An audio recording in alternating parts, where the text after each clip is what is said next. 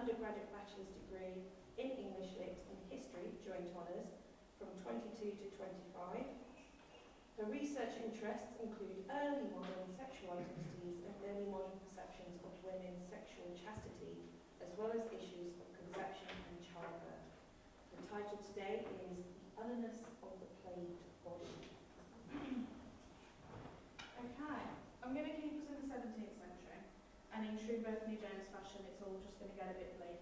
I'm just going to make it a little bit bleak. So I want to talk about the otherness of the sick body, the otherness of the plagued body, specifically the sick body within pandemics and epidemics, and the way that although there are lots of individual sick bodies, they're othered as a collective. So I want to start with this quotation from Sandra Gilman, who says that for illness is a real loss of control that results in our becoming the other, whom we have feared, whom we have projected onto the world. When an illness is diagnosed, the boundary between the sick and the healthy is immediately crossed. The healthy body does not only become ill, it is entirely reclassified as the other being the sick body, the normative being the healthy body. As a result, infected people within pandemics and epidemics become a collective other of sick bodies, which is especially evident in the case study that I'm going to look at, which is the 1625 plague in early modern London. I told you it was going to get bleak.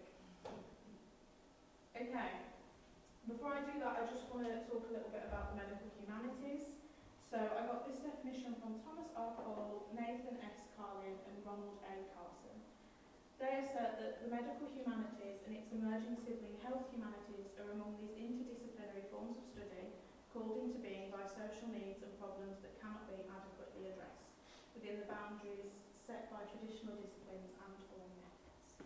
So, I define it that the study of medical humanities is an interdisciplinary approach to healthcare. It incorporates scientific research with humanitarian frameworks and combines them to create a much more human, a much more dignified way of treating patients that are going through illness. The social needs of patients mean they want to be treated with humanity and dignity rather than just another body of sickness. But that then leaves the humanitarian medical humanities. So again, I've got this quote from Gilman, who says that to engage with the world of medical representations, not to show their duplicity or truth, but to reveal their function within their historical context. By giving humanitarian researchers access to in-depth medical knowledge, they have the ability to critically engage with narratives of health.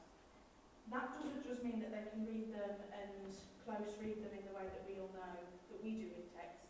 It means that they have the ability to make informed perceptions of them, and they get to incorporate those perceptions to a modern audience who wouldn't have probably been engaging with those texts anyway.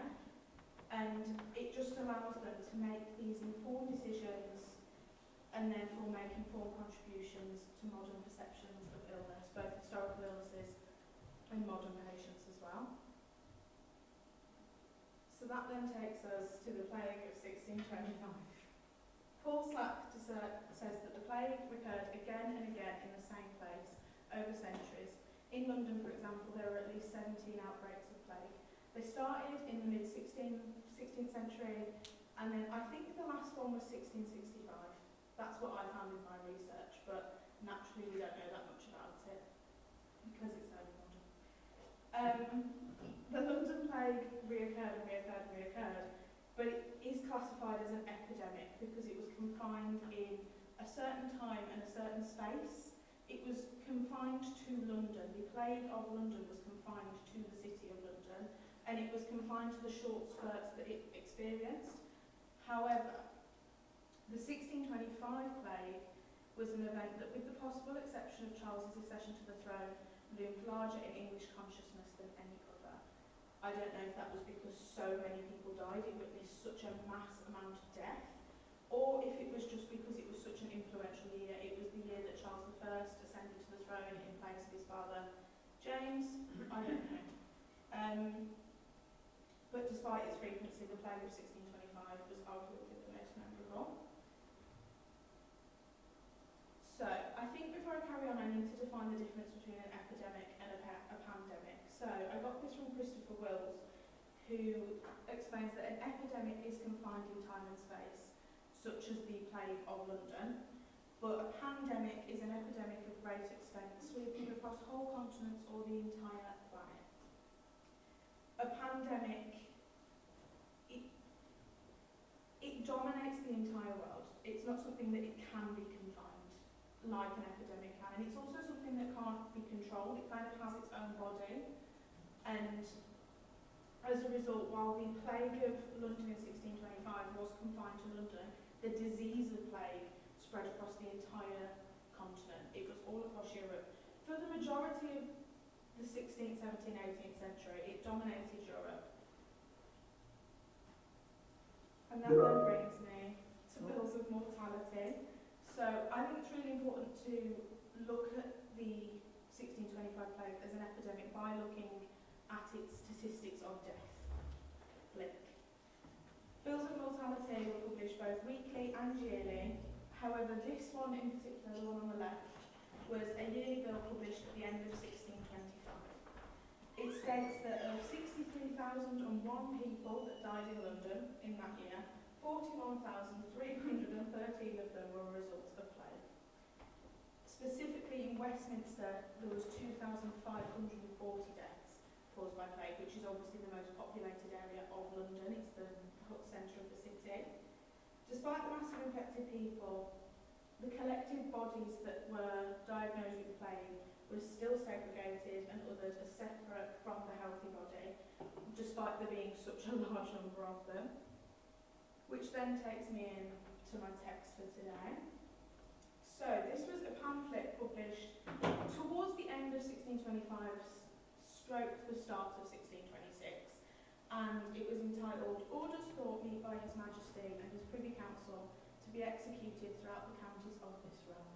So it was effectively a list of policies written by the King that basically told people how to live, not just within London but within the entire of England. It taught them how to live, it taught them how to fight the disease, and it taught them how to stop the infection of the disease getting worse than it already was. Obviously, 63,000 people died. I don't think it worked. One of the policies is this. So he says that some special mark should be made and fixed to the doors of every of the infected houses, and where any such houses shall be looms or alehouses, the signs shall be taken down for the time of the restraint, and some cross or other mark is set upon the place thereof. So, the door to a home typically offers privacy and subsequently contains the domestic space behind it. You have your family unit, which is able to be locked behind the door. By placing a mark on that door, you're taking that privacy away. You're turning the domestic space into a clinical space of restraint, quarantine, and it becomes a sign of danger to the healthy body. Therefore, categorising the infected bodies quarantining inside the house as othered. It also mentions alehouses, so social spaces. This would have likely been a pub. It would have been, every village would have had a space where they all congregated together. These would have also become spaces of infection. So if one person within the village was diagnosed with plague, the alehouse of that village was marked as an infected building. It was an infected space. So it meant that the domestic space of the house became othered and segregated and excluded. The social space became othered and excluded. And so the entire village became under close surveillance and social discipline. I think it's really important to question why. Because surely if one person is infected with plague, the entire village does not need to quarantine and suffer the same policies that are being inflicted upon one person. However, Andrew Fleck explains that early modern people tended to blame moral failures within England for God's visitation of the plague on a nation that sometimes wanted to consider itself elect. So, if you were diagnosed with plague in 1625, it was more than likely that people thought that your family had committed some sort of blasphemous moral crime. You'd gone against the divine, you'd gone against God, and therefore you were being punished with the disease of plague. This reinforces that the sick body was not only othered as a result of its diagnosis, but also because that diagnosis was a result of blasphemy blasphemous moral failings. You were othered because you were ill and you were a sick body, but you were then further othered because you were blasphemous.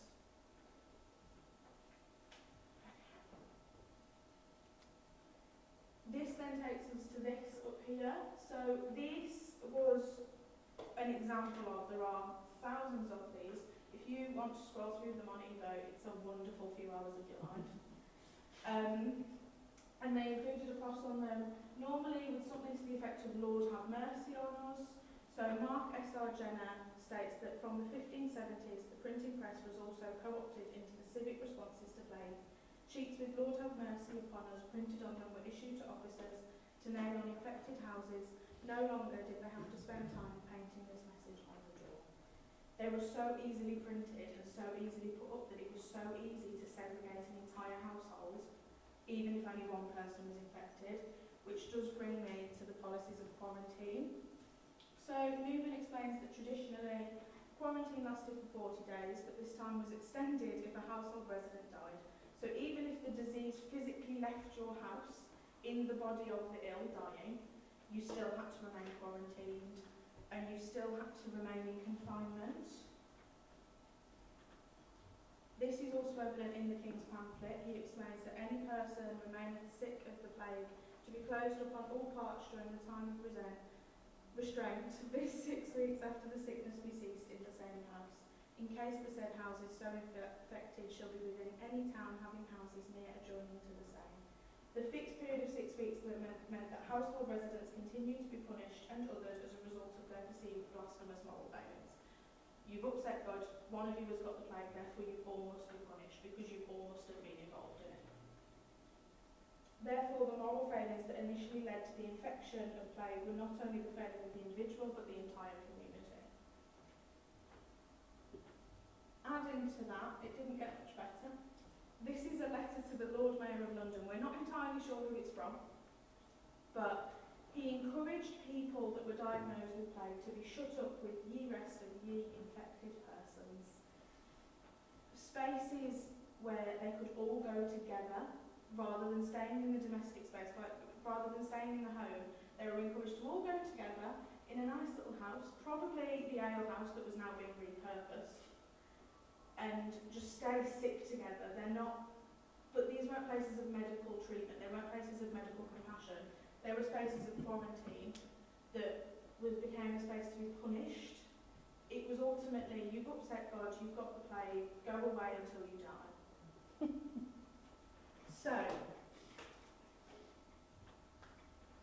in the closing pages of the King's pamphlet, he explains that if any shall wilfully break and contempt the same or any of the orders herein specified, they shall either presently punish them by imprisonment.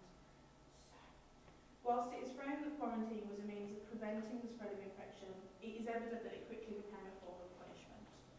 Any deviance from quarantine was perceived as intentional and morally wrong, meaning the infected body was not only othered, it was then also criminalised. In conclusion, people diagnosed with plague throughout the epidemic of 1625 were segregated, criminalised and ultimately othered in order to punish them and stop them from becoming a serious threat to society. And then you've got my own notes. Thank you very much.